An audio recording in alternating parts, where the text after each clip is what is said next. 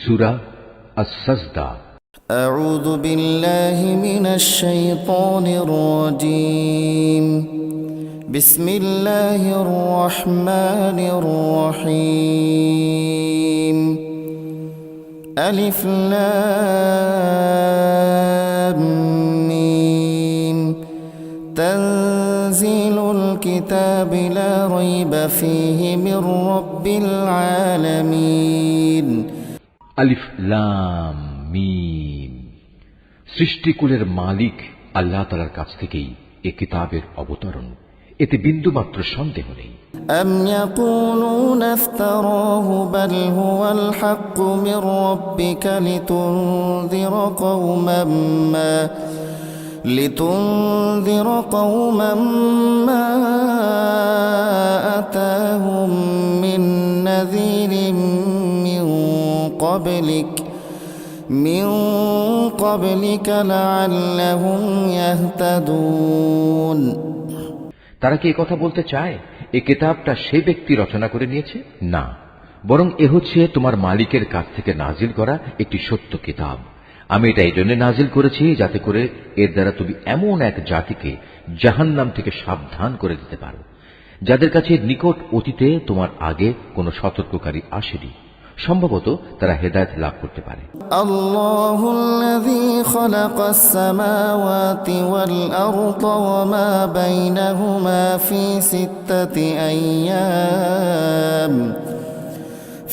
সিত্তাতি আইয়ামিন সুম্মা ইসতাওয়া আলাল আরশ মা লাকুম মিন দুনিহি মিন ওয়ালিয়্যিন ওয়ালা শাফী'আ আফালা তাতাযাক্কারুন।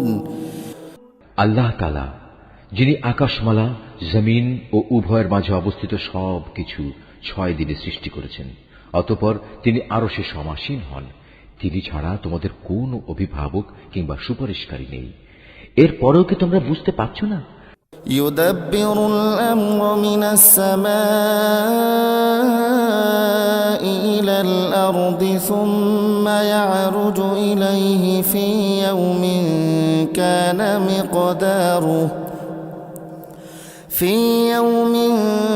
কানা মিকদারুহু আলফ সানাতিন মিম্মা তাউদ্দুন। আসমান থেকে জমিন পর্যন্ত সবকিছু তিনি পরিচালনা করেন। তারপর সবকিছু তিনি উপরের দিকে নিয়ে যাবেন এমন এক দিনে যার পরিণাম তোমাদের গণনায় 1000 বছর। যালিকা আলিমুল গায়বি ওয়াশ শাহাদাতিল আজিজুর রহিম। তিনি দৃশ্যমান ও অদৃশ্যের পরিজ্ঞাতা, পরাক্রমশালী ও পরম দয়ালু। الذي أحسن كل شيء خلقه وبدأ خلق الإنسان من طين। তিনি যা কিছুই সৃষ্টি করেছেন সুন্দর ও নিখুঁত করে সৃষ্টি করেছেন, এবং তিনি মানব সৃষ্টির সূচনা করেছেন মাটি থেকে। ثم جعل نسله من سلالة من ماء مهين। অতঃপর তিনি তার বংশধরদের তুচ্ছ তরল একটি পদার্থের নির্যাস থেকে বানিয়েছেন। ثم سواه ونفخ فيه من روحه وجعل لكم السمع والأبصار والأفئدة قليلا ما تشكرون। পরে তিনি তাকে ঠিকঠাক করলেন এবং তার মধ্যে তিনি তার নিজের কাছ থেকে রূহ ফুঁকে দিলেন এবং তোমাদের জন্য তাতে কান, চোখ ও অন্তঃকরণ দান করলেন। তোমাদের খুব কম লোকই কৃতজ্ঞতা আদায় করে। وقالوا أإذا ضللنا في الأرض أإنا لفي خلق جديد بل هم بلقاء ربهم كافرون। আল্লাহ তাআলাকে যারা অস্বীকার করে তারা বলে, আমরা মৃত্যুর পর যখন মাটিতে মিশে যাব তারপরেও আমাদের আবার নতুন করে পয়দা করা হবে। মূলত এরা তাদের মালিকের সাথে সাক্ষাৎকারের বিষয়টিকেই অস্বীকার করে। قل يتوفاكم ملك الموت الذي وكل بكم ثم إلى ربكم ترجعون। হে নবী, তুমি এদের বলো, জীবন হরণের ফেরেশতা যাকে তোমাদের মৃত্যুর ব্যাপারে দায়িত্ব দেয়া হয়েছে অচিরেই তোমাদের জান কবজ করে নেবে, অতঃপর তোমাদের সবাইকে মালিকের দরবারে ফিরিয়ে নেওয়া হবে। ولو ترى إذ المجرمون ناكسوا رؤوسهم عند ربهم ربنا أبصرنا وسمعنا فارجعنا نعمل صالحا إنا موقنون। হে নবী, যদি তুমি সেই দৃশ্য দেখতে যখন অপরাধীরা নিজেদের মালিকের সামনে মাথা নিচু করে দাঁড়িয়ে থাকবে এবং বলতে থাকবে, হে আমাদের মালিক, আমরা তো আজ সব কিছুই দেখলাম এবং তোমার সিদ্ধান্তের কথাও শুনলাম, অতএব তুমি আমাদের আর একবার দুনিয়ায় পাঠিয়ে দাও, আমরা ভালো কাজ করব, এখন আমাদের পূর্ণ বিশ্বাস অর্জিত হয়েছে। ولو شئنا لآتينا كل نفس هداها ولكن حق القول مني لأملأن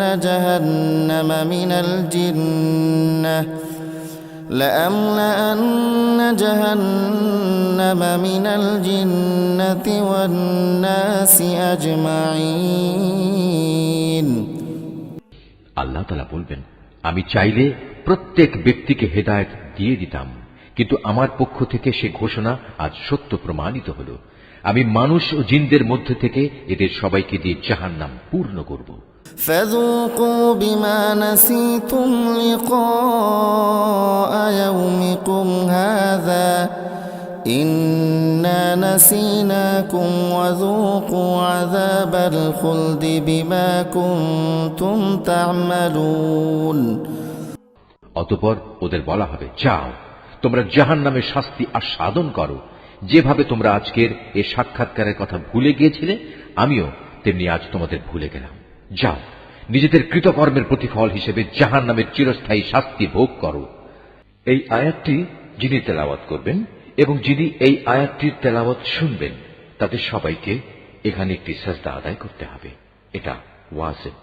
إنما يؤمن بآياتنا الذين إذا ذكروا بها خروا سجدا وسبحوا بحمد ربهم وهم لا يستكبرون। আমার আয়াতসমূহের উপর তারাই ঈমান আনে, যখন তাদের আয়াত দ্বারা উপদেশ দেয়া হয় তখন তারা সাথে সাথেই সাজদাবনত হয়ে পড়ে। উপরন্তু তারা তাদের মালিকের সপ্রশংস পবিত্রতা ঘোষণা করে এবং নিজেরা অহংকার করে না। تتجافى جنوبهم عن المضاجع يدعون ربهم خوفا وطمعا ومما رزقناهم ينفقون। তাদের পার্শ্বদেশ রাতের বেলায় বিছানা থেকে আলাদা থাকে, তারা নিশুতি রাতে আযাবের ভয়ে এবং জান্নাতের আশায় তাদের মালিককে ডাকে। তদুপরি আমি তাদের যা কিছু দান করেছি তারা তা থেকে আমার পথে ব্যয় করে।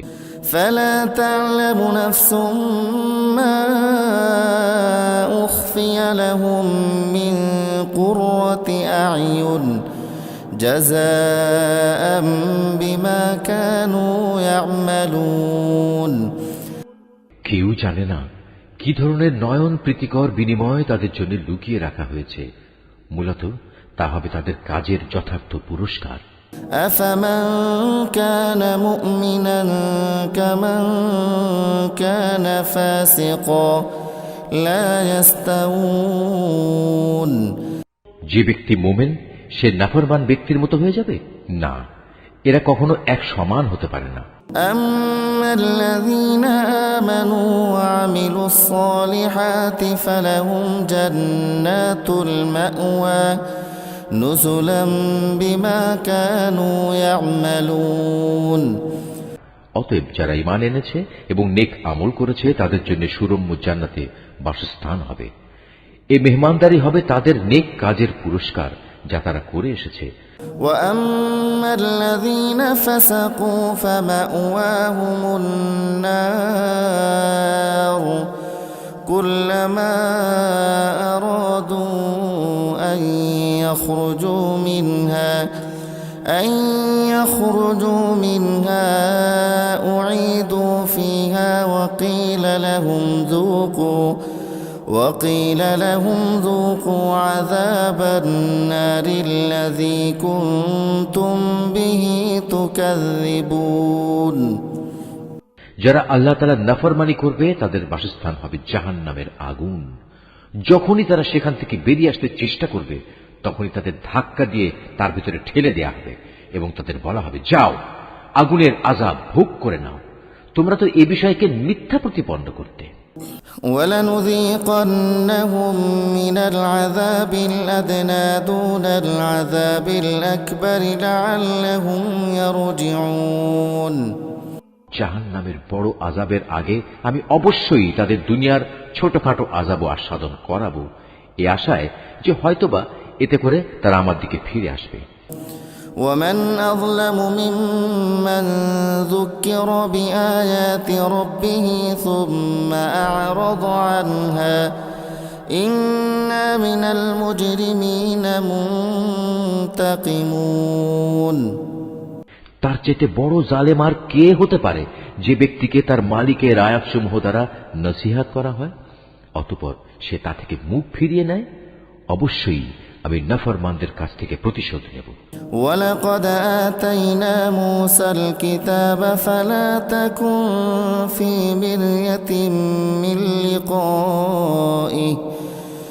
مِّن لِّقَائِهِ وَجَعَلْنَاهُ هُدًى لِّبَنِي إِسْرَائِيلَ। হে নবী, তোমার আগে আমি মূসাকেও কিতাব দিয়েছিলাম, অতএব তুমি তার আল্লাহর সাথে সাক্ষাতের বিষয়টিতে কোন রকম সন্দেহ করো না। আমি যে কিতাব তাকে দিয়েছি তা আমি বনী ইসরাইলদের জন্য পথ প্রদর্শক বানিয়ে দিয়েছিলাম। وَجَعَلْنَا مِنْهُمْ أَئِمَّةً يَهْدُونَ بِأَمْرِنَا لَمَّا صَبَرُوا وَكَانُوا بِآيَاتِنَا يُوقِنُونَ। আমি তাদের মধ্যে থেকে কিছু লোককে নেতা বানিয়েছিলাম, তারা আমারই আদেশে মানুষদের হেদায়েত করত যখন তারা অত্যাচারের সামনে কঠোর ধৈর্য ধারণ করেছে। সর্বোপরি তারা ছিল আমার আয়াতের উপর একান্ত বিশ্বাসী। ইন্না রাব্বাকা হুয়া ইয়াফসিলু বাইনাহুম ইয়াওমাল কিয়ামাতি ফীমা কানু ফীহি ইখতালিফুন। অবশ্যই হে নবী, তোমার মালিক কিয়ামতের দিন সে সব কিছুর ফয়সালা করে দেবেন যেসব বিষয়ে তারা দুনিয়ায় মতবিরোধ করে বেড়াত। أَوَلَمْ يَهْدِ لَهُمْ كَمْ أَهْلَكْنَا مِنْ قَبْلِهِمْ مِنَ الْقُرُونِ يَمْشُونَ فِي مَسَاكِنِهِمْ إِنَّ فِي ذَلِكَ لَآيَاتٍ أَفَلَا يَسْمَعُونَ। হে নবী, তোমার জাতির লোকেরা কি এ থেকে হেদায়েত পায়নি যে আমি তাদের আগে কত জাতিকে ধ্বংস করে দিয়েছি, যাদের বাসস্থান সমূহের মাঝ দিয়েই তারা সব সময় চলাফেরা করে? অবশ্যই এতে তাদের আল্লাহ তাআলাকে জানা ও চেনার জন্য অনেকগুলো নিদর্শন রয়েছে। এরপরেও কি এরা শুনবে না? أَوَلَمْ يَرَوْا أَنَّا نَسُوقُ الْمَاءَ إِلَى الْأَرْضِ الْجُرُزِ فَنُخْرِجُ بِهِ زَرْعًا تأكل منه أنعامهم وأنفسهم أفلا يبصرون।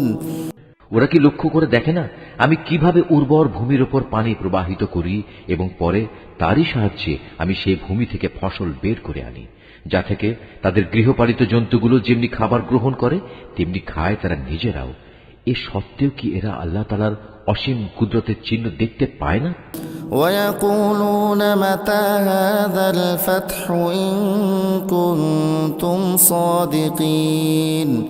তারা বলে, যদি তোমরা তোমাদের দাবিতে সত্যবাদী হও তাহলে সেই বিচারের ক্ষণটি কখন আসবে যার কথা বলে তোমরা আমাদের ভয় দেখাচ্ছ? قل يوم الفتح لا ينفع الذين كفروا إيمانهم ولا هم ينظرون।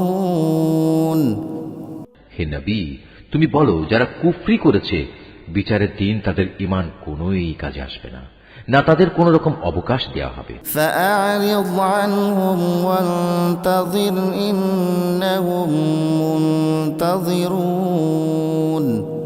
অতএব হে নবী, তুমি এদের এসব কথাবার্তা থেকে বিমুখ থাকো এবং তুমি শেষ দিনের অপেক্ষা করো, তারাও অপেক্ষা করছে। Mahfuz art of nature.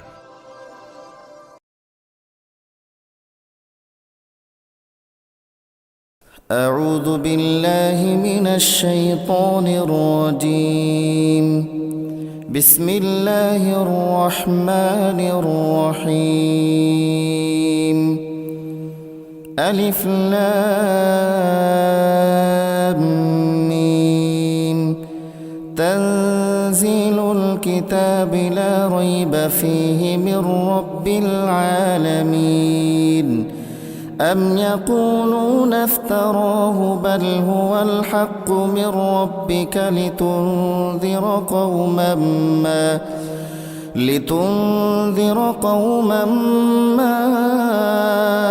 أتاهم من نذير من قبلك لعلهم يهتدون الله الذي خلق السماوات والأرض وما بينهما في ستة أيام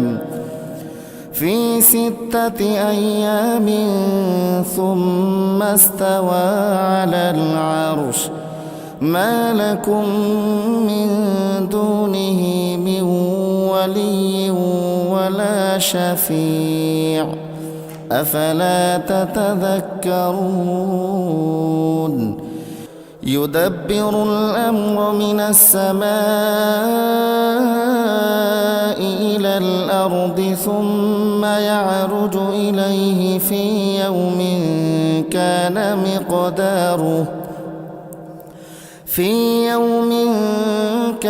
مقداره 1000 سنة مما تعدون ذلك عالم الغيب والشهادة العزيز الرحيم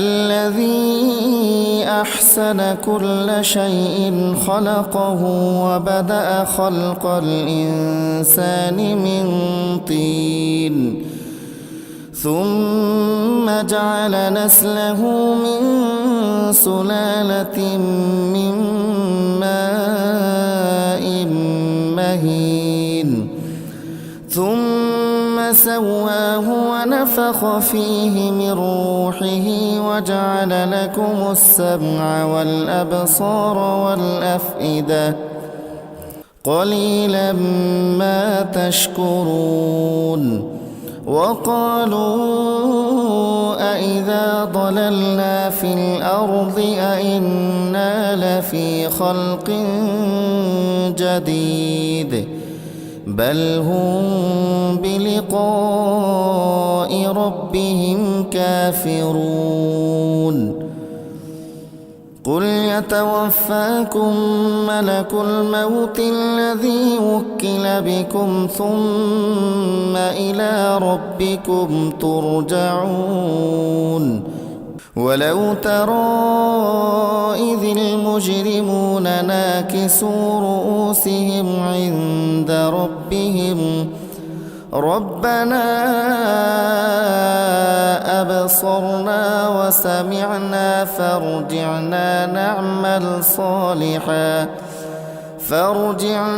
نعمل صالحا إنا موقنون ولو شئنا لآتينا كل نفس هداها ولكن حق القول ولكن حق القول مني لأملأن جهنم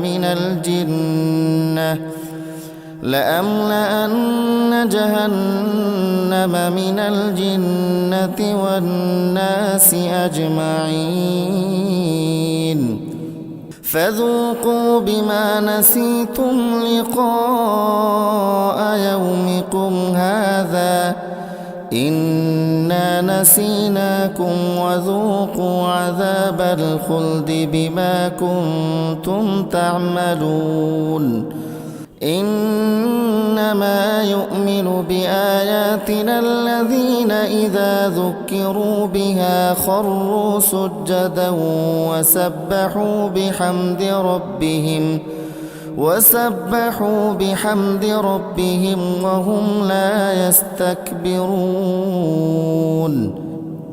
تتجافى جنوبهم عن المضاجع يدعون ربهم خوفا وطمعا ومما رزقناهم ينفقون فلا تعلم نفس ما أخفي لهم من قرة أعين جزاء بما كانوا يعملون أفمن كان مؤمنا كمن كان فاسقا لا يستوون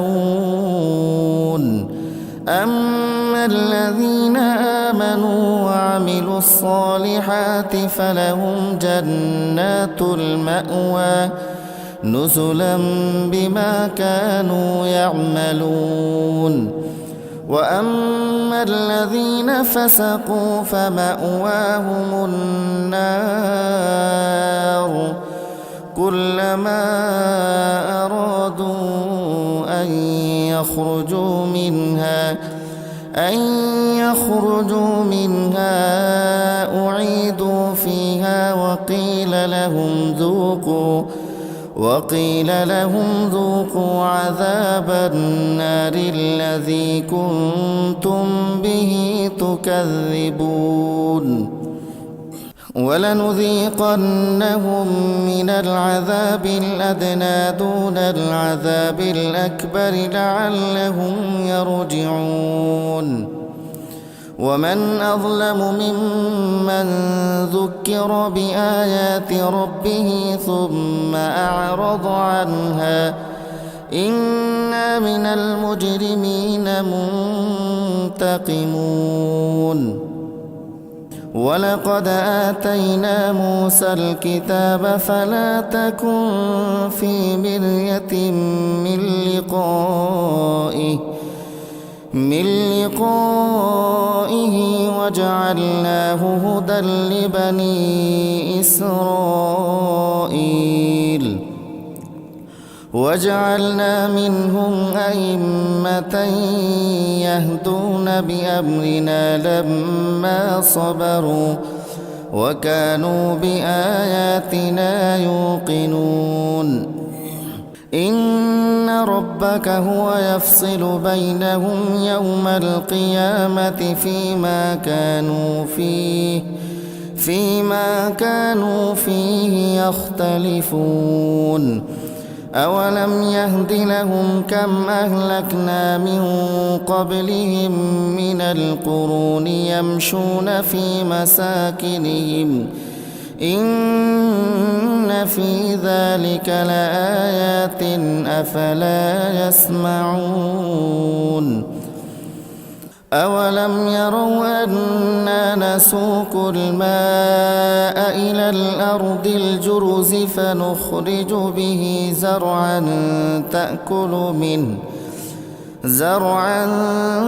تأكل منه أنعامهم وأنفسهم أفلا يبصرون ويقولون متى هذا الفتح إن كنتم صادقين قل يوم الفتح لا ينفع الذين كفروا إيمانهم إيمانهم ولا هم ينظرون فأعرض عنهم وانتظر إنهم منتظرون